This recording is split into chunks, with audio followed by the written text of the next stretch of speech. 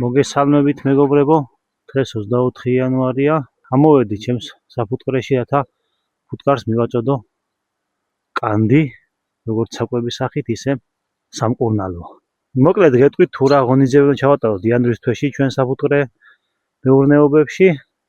ფუტკარი ისევ ზამთრის მოსვენების მდგომარეობაშია, ანუ გუნდის ფორმაშია და საკვებს ნაკლებად მოიხმარს. ტემპერატურა დასავლეთ საქართველოში -10-დან +13 გრადუსამდე მერყეობს. თბილ ამინდებში ფუტკარი ახერხებს გარეთ გამოსვლას და ნაწლავების გასუფთავებას, რაც შეგვიძლია დადებით მოვლენად შევაფასოთ.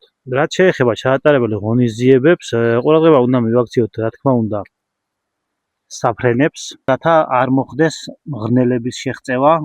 ასევე თუ კარგი ამინდია და გვაქვს სკის გახსნის საშუალება, ყურადღება უნდა მივაქციოთ ნოზემატოზის ნიშნებს. ასეთი ნიშნების არსებობის შემთხვევაში უნდა უმკურნალოთ აუცილებლად ამ დაავადებისთვის საჭირო პრეპარატებით, რათა სკა არ დაგვიზიანდეს და არ მოხდეს ფუტკრის განადგურება. რადგან უკვე იანვრის თვეა და თავშიც აღვნიშნე რისთვისაც ამოვედი ჩემს საფუტკრეში, უნდა მივაწოდო კანდი, მე ამ პერიოდში ვაწვდი ხოლმე ჩემს ფუტკრებს კანს.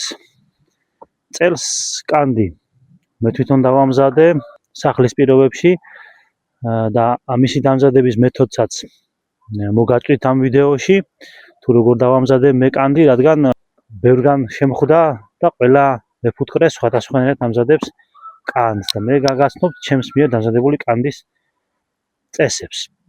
რადგან კანდი ჩვენთან არსებულ მეფუტკრეობის მაღაზიაში, რომელსაც შემოაქვს კანდი, არ შეიცავს სამკურნალო პრეპარატ თიმოლს. ჩემი კანდი დავამზადე თიმოლთან ერთად, რაც საჭიროა, ასე ვთქვათ, ჩვენი ფუტკრის ჯანმრთელობისთვის. ასევე მინდა გითხრათ, რომ კანდის მიწოდებასაც აქვს თავისი წესები, რადგან არასწორად მიწოდებულმა კანმა შესაძლებელია ძალიან დიდი პრობლემები შეუქმნას ჩვენს ფუტკარს. კანდის განთავსება აუცილებლად უნდა მოხდეს დაკვირვების შედეგად უნდა ვიპოვოთ გუნდი, სადაც გუნდი მდებარეობს და აუცილებლად უნდა მოხდეს გუნდის თავზე, რადგან ვიცით, რომ ჩვენი ფუტკარი მოძრაობს ქვემოდან ზემოთ და თუ ჩვენ კანს სხვა ტერიტორიაზე დავდებთ, მიმზიდველი კი იქნება ჩვენი ფუტკრისთვის, მაგრამ გაუჭირდება მისი გამოყენება. გააცივდება ბუდე და შესაძლებელია ძალიან დიდი პრობლემები გამოიწვიოს ამ ბუდის გაცივება. რადგან ზემოთ და ქვემოდან ზემოთ მოძრაობის დროს ფუტკარი ინარჩუნებს სითბოს, რაც სჭირდება მას ზამთარში და ჩვენს მიერ შორს დადებული კანდის გამო შესაძლებელია ბუდე გაცივდეს და ვეღარ მოახერხოს ფუტკარმა ბუდის გათბობა. ეხლა კი გაჩვენებ ნელ-ნელა ჩემს მიერ დამზადებული კანდის დალაგების პროცესს. ეს კანდი, რომელიც ეხლა მე მას დაუდე არის 9 კილოგრამის, არის თიმოლში დამუშავებული თაფლი და შაქრის პუდრა. თიმოლი მოქმედებს ფუტკარზე არსებულ ტკიპებზე და შეუწყობს კიდევ მეტად გასუფთავებას ჩვენი ფუტკრისას.